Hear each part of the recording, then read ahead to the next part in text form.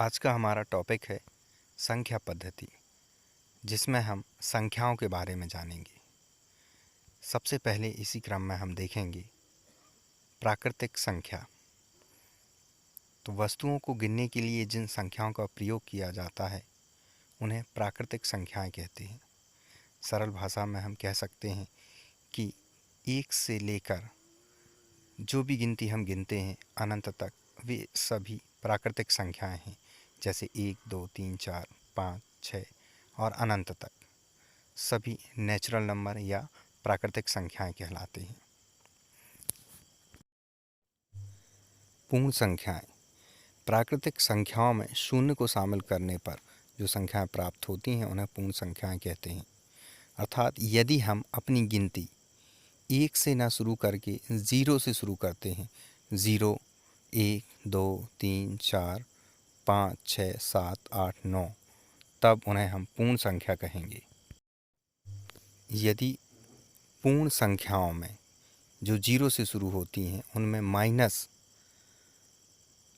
की संख्याओं को भी शामिल कर दिया जाए, अर्थात प्राकृतिक संख्याओं के साथ शून्य और माइनस वाली संख्याएं शामिल हों, तब उन्हें पूर्णांक संख्या कहा जाता है।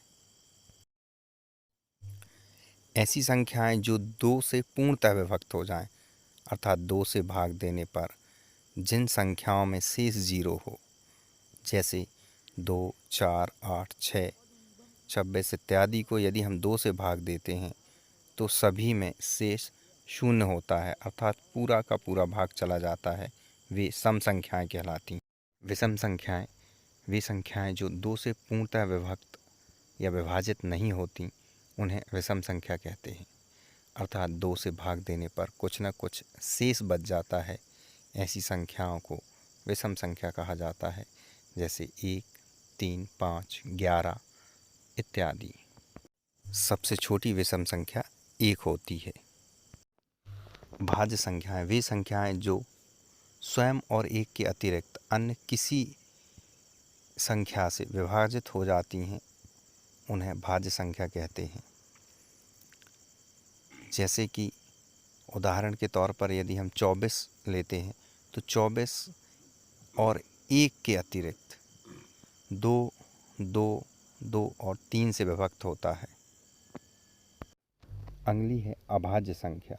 वे संख्याएं जो स्वयं और 1 के अतिरिक्त अन्य किसी भी संख्या से विभाजित नहीं होती, उन्हें अभाज्य संख्या कहते हैं। अर्थात ऐसी संख्या जो स्वयं से और केवल 1 से विभाजित होती है वह अभाज्य संख्या कहलाती है।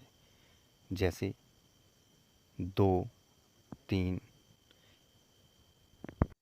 एक ऐसी संख्या है जो न भाज्य है और न अभाज्य। ऐसी संख्याओं के जोड़ जिनके गुणनखंडों में 1 के अतिरिक्त कोई भी उभयनिष्ठ गुणनखंड ना हो, उन्हें सह अभाज्य संख्या कहते हैं। उदाहरण के तौर पर यदि हम देखें 16 और 21 में 1 के अतिरिक्त अन्य और कोई गुणनखंड उभयनिष्ठ नहीं है, अतः ये सह अभाज्य संख्याएं या को प्राइम नंबर कहलाते हैं। इसी तरह एक और अभाज्य संख्या है जिसे युग्म अभाज्य संख्या है। ऐसी अभाज्य संख्याएं जिनके बीच का अंतर 2 हो, जैसे 11 और 13, दोनों अभाज्य संख्याओं के बीच का अंतर 2 है, उन्हें युग्म अभाज्य संख्या कहते हैं, क्योंकि दोनों के बीच 2 का अंतर है। वास्तविक नंबर या रियल नंबर वे संख्याएं जो या तो परिमेय हैं अथवा अपरिमेय हैं, वास्तविक संख्याएं कहलाती हैं। परिमेय और अपरिमेय हम आगे देखेंगे। अर्थात परिमेय और अपरिमेय संख्याओं को के सम्मिलित रूप को ही वास्तविक संख्या कहेंगे।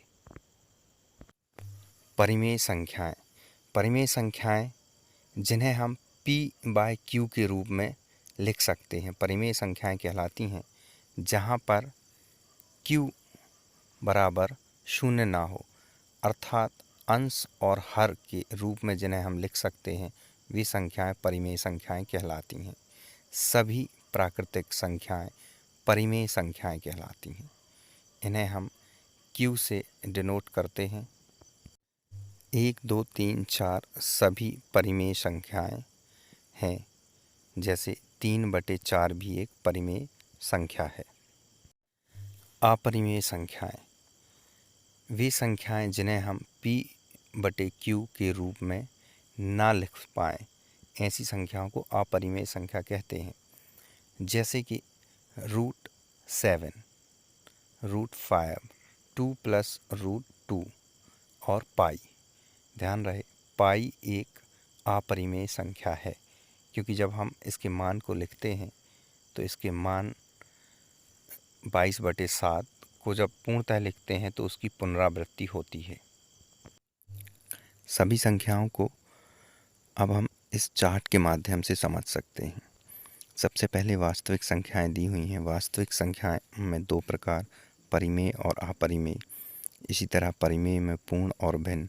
ये क्रम आगे इसी तरीके से आप वीडियो को रोककर सभी को देख सकते हैं और सभी संख्याओं के क्रम को आसानी से समझ सकते हैं। चलिए आज के लिए इतना ही। जय हिंद।